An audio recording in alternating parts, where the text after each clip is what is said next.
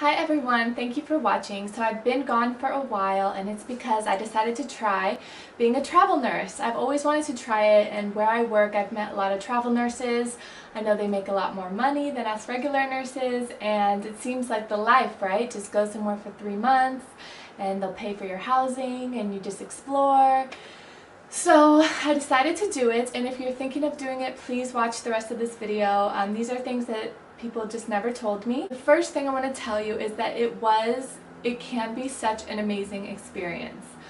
You get to go somewhere for 13 weeks and you get to choose the place. What I did is I found a travel agency and I gave them places that I would like to travel. I even did some out of state. I was like, oh, I'm interested in Oregon or this or that, and they'll send you a list of places, hospitals that are open. And I decided to stay in California and do something about 7 hours away. Now, the travel nurses that I work with at my current hospital, they live in the area and they travel nurse because you make so much more money, but they're not really traveling more than an hour. So that is the smartest way to do it if you're not looking for the biggest experience of traveling all over the world or whatever. Also, something else to know is that you can go international, you could go to other states. If you want to go to another state, your nursing license has to be endorsed to that state, and if you do get it endorsed, the agency should pay for it because it's in order to work for them. So make sure that you make that clear if you're going to do that, that's what they owe you, because it does cost, I think it costs around $300 to $400 to get your license endorsed to work in another state. So make sure you don't get screwed on that. This is basically going to be a video about how not to get screwed. So that's kind of the basis of travel nursing. I recommend just doing it local first and then kind of exploring outwards. I went a little bit too far my first time trying it. So you're going to sign a contract before you even start the job, before you meet anyone, before you get your housing, before you do anything. You sign a contract. That contract puts you legally liable to work for them. If you don't do it and don't follow through on your contract, they could fine you whatever the hospital fines you, which could be up to like $4,000. So they could do that if you sign the paper. So make sure you really want to do it. Make sure that you like the area, you've researched, you check it out. Definitely check out the housing. You're going to know what they're going to pay you every week before you go. So make sure that with your housing and your food that you're actually making a large profit, because travel nurses are supposed to make a lot more. And I completely understand why. You're really leaving your life to go to the unknown, you know, it's kind of a big risk. So I'm glad I did it in the end, but I really wish I would have known these things. So make sure that it's not just signing on for a job, you know, it's because you could quit a job. This, if you quit, then they could fine you a lot of money. So, so I go to my new destination. Well, it was Palo Alto, I guess I could tell you that. Palo Alto, very nice area, extremely expensive. Okay, so they are going to pay you weekly, and they give you this lump sum. It sounded huge, right? So much, like double what I make. So you're going to get that weekly. Now, the trick is, they say they're paying for housing and food. That's called a stipend. And that's, I think most companies do like $200 a day for that, and that's supposed to cover housing and food. And then your hourly rate, they're really just going to jip you. It's going to be like $15 an hour because they're giving you this huge stipend. So that's what you're signing on for, right? And the best thing to do is just take that lump sum, don't go through their housing, and just find your own housing, because they're going to take it out of your paycheck if you go through them. It's best to just get your lump sum and then you figured out your own thing. So I used Airbnb. I found a place that was like mid-price range, lower, because I wanted to pocket most of the housing money they're giving you, right? So I get there and it is just like not nice. I'm like a little bit of a princess, but not really. I mean, come on, I'm there to work, I understand. But it had bugs, it had a lot of roommates, it had a lot of everything. So And it seemed so expensive, right? Because Palo Alto is one of the most expensive places in the country. I think it's like number 2 or 3 on the list. So I'm like, oh, well, this is still expensive, so I'm sure it'll be nice. But the pictures, you know, the pictures don't say 1,000 words and don't say 1,000 smells. So beware of that. So I get there, I do that, you know, I'm like, whatever, I'll just be at work all day anyways. I get to my job, it's just totally different. I like it, everyone there is really nice. I was really bored. I did a surgery center. If you're a PACU nurse and you're used to like craniotomies and cool stuff and being in a hospital, being in a surgery center was really like working in a mall. But I enjoyed it mostly I enjoyed it. Everyone was super nice, made some friends, it was really nice. After about a month, I was so ready to come home, really homesick. Now, you can negotiate if you get there and you don't like it. Please talk with your agency, talk with your recruiter, and explain everything and just be honest. Like, I'm not feeling comfortable here, I don't really like the job, I don't know if my nursing license is safe. Whatever your issue is, for the reason that you're unhappy, let's say it's just, you know, this job just isn't for me. Talk with them, because I was surprised that they will work around your contract.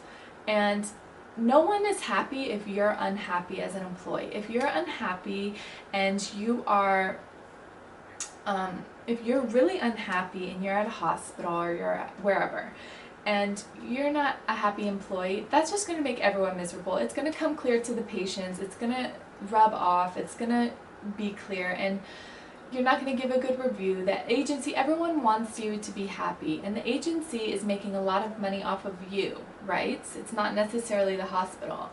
The agency is making a larger amount from the hospital going to them, and then the agency is paying you weekly. You get nothing from the hospital. So they want to make you happy. I highly suggest getting everything in writing and communicating through email and text. Most agencies now have text, because sometimes over the phone maybe it's miscommunication, but if you have everything in writing, like explaining why maybe you're not happy, you're just not sure, this is not for me, I don't like where I'm living, and then they could help you, they're going to help you out, they're going to, you know, you could even change an assignment if you're not happy with your pay. Read your contract carefully. Another thing you have to watch out for. Okay, so there's going to be, you're going to agree on hours you're going to work. For me, I worked 4 10-hour shifts. They sometimes let me off early, and there's a fee if you don't work your full 40 hours.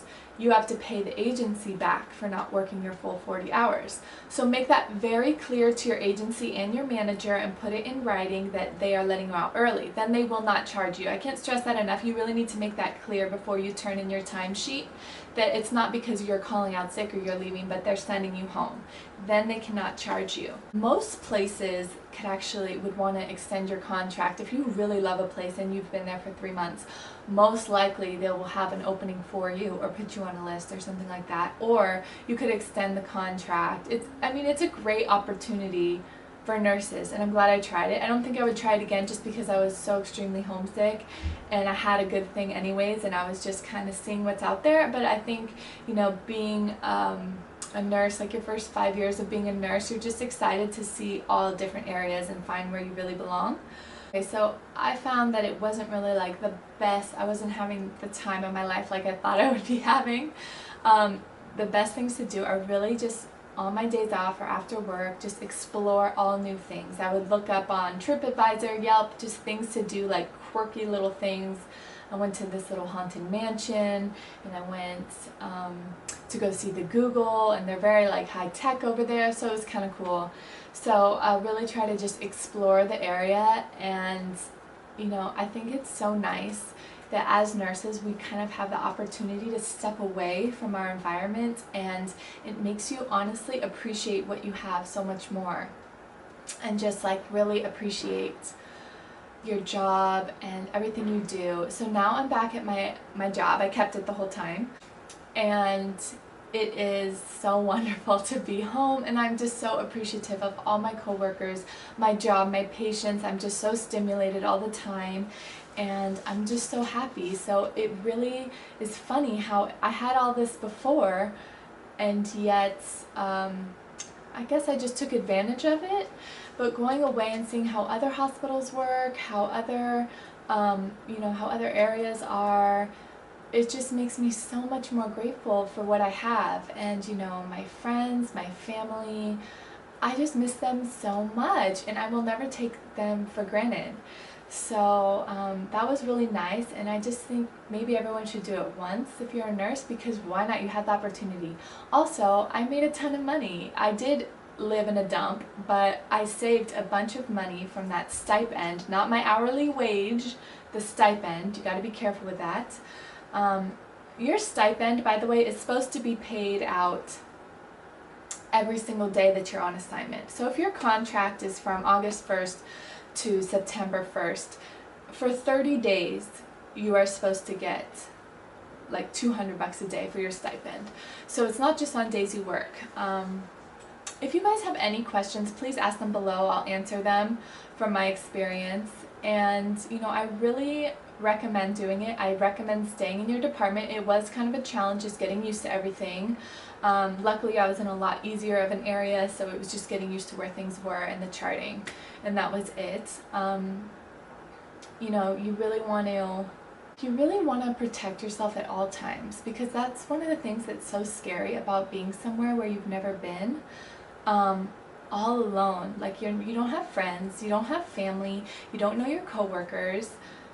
You gotta really protect yourself. At work, you gotta be thinking, okay, in the court, what would protect me? What should I chart?